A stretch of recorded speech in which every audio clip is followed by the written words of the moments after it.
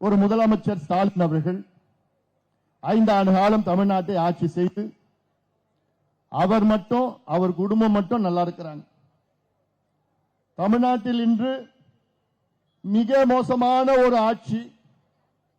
தமிழக வரலாற்றிலே இப்படி ஒரு மோசமான ஒரு ஆட்சி இதுவரையும் நாம் பார்த்தது கிடையாது. அதாவது ஒரு முதலமைச்சருடைய கடமை என்னன்னு தெரியல. நீங்க நான் ஐடி பார்க் கட்டுறேன், மால் கட்டுறேன், ஏர்போர்ட் கட்டுறேன், பிரிட்ஜ் கட்டுறேன், ரோடு போடுறேன், அது வளர்ச்சி கிடையாது. உங்களுக்கு கீழே இருக்கின்ற பெண்கள் என்னைக்கு பாதுகாப்பாக இருக்கின்றார்களோ அன்னைக்கு தான் நீங்கள் தகுதியான முதலமைச்சராக இருக்க முடியும். பெண்களுக்கு பாதுகாப்பு வழங்க முடியாத ஒரு முதலமைச்சர் இவரெல்லாம் ஒரு முதலமைச்சரா? அன்றாடம் பெண்களுக்கு எதிரான குற்றங்கள், குழந்தைகளுக்கு எதிரான குற்றங்கள். கிருஷ்ணகிரி மாவட்டத்தில் 2.5 வயசு குழந்தை, பிஞ்சு குழந்தை, ஒரு திமுக கட்சிக்காரன், அவன் இளைஞர் சங்கத்தில் மாவட்ட அளவில் பொறுப்பு.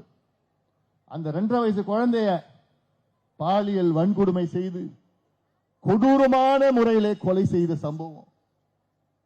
4 வயசு குழந்தை, கும்மிடிப்பூண்டி பகுதியில் ஆரவாக்கம் என்ற கிராமம். 8 வயசு குழந்தை ஸ்கூலுக்கு போயிட்டு வீட்டுக்கு போயிட்டு இருக்கு. அதை ஒன்று பிடிச்சின்னு போயிட்டான். 3 மணி நேரம் உங்க அப்பா அம்மா தேடுறாங்க, எங்க குழந்தைன்னு காணல. 3 மணி நேரத்துக்கு பிறகு ஒரு புதர்ல இருந்து பாவம் ரத்த கரையோட அப்படி கீரல் காயத்தோட குழந்தை அழுதுட்டு வருது. என்னன்னா எவனோ ஒருத்தவன் பாலியல் வன்கொடுமை செஞ்சு கெடுத்துட்டான். யாரு? 8 வயசு குழந்தை. அவனை கண்டுபிடிக்கிறது துப்பு கிடையாது. பிறகு பாட்டாளி மக்கள் கட்சி நிர்வாகிகள் அங்க போய் போராட்டம் பண்ணதுக்கு பிறகுதான், 1 மாதத்துக்கு பிறகுதான் அவனை பிடிச்சாங்க. எங்க? அசாம்ல இருந்து வந்திருக்கிறான். அசாம்ல இருந்து ஆந்திரால வேலை செய்யறான்.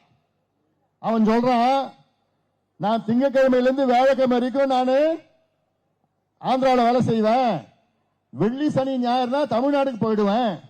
ஏன்னா தமிழ்நாட்டில் கஞ்சா கிடைக்குது, சாராயம் கிடைக்குது, சின்ன சின்ன பொண்ணுங்க கிடைக்கிறாங்க.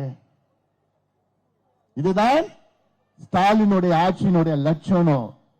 நான் மறுபடியும் சொல்றோமா, இங்க இருக்கின்ற தமிழ்நாட்டில் உள்ள தாய்மார்கள், பெற்றோர்கள், ஒரு ஓட்டு கூட இந்த துப்பில்லாத திமுகவுக்கு, துப்பில்லாத ஒரு முதலமைச்சர் அவர்களுக்கு நீங்க தயவு செய்து போடாதீங்க, தயவு செய்து போடாதீங்க. போதும். 4700 டாஸ்மாக் கடை, 1500 மணமகிழ் மன்றங்கள். மணமகிழ் மன்றம் என்ன தெரியல? கிளப், குடிக்கிற கிளப். 25,000 சந்து கடை. இந்த பக்கம் கஞ்சா, மாத்திரை, பவுடர், காக்கேன், அபின், ஹெராயின், எல்எஸ்டி, ஃபேண்டனைல், மெத்தலாம்பின், என்னென்ன வெள்ளக்காரன் பயன்படுத்துறானோ அத்தனையும் கிராமங்கள்ல வித்துட்டு இருக்கிறான். யாரு? திமுக காரன்.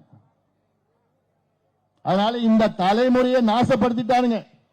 தயவு செய்து உங்களை கேட்கிறேன், நான் மீண்டும் திமுகவுக்கு வாக்களிக்காதீங்க. எங்க கூட்டணிக்கு வாக்களியுங்கள். நிச்சயமாக உங்களுக்கு நாங்கள் இருக்கின்றோம், நல்லது செய்ய நாங்கள் இருக்கின்றோம். எடப்பாடி பழனிசாமி அவர்கள் முதலமைச்சராக வர வேண்டும். அப்பதான் பெண்கள் நிம்மதியாக வாழ முடியும்.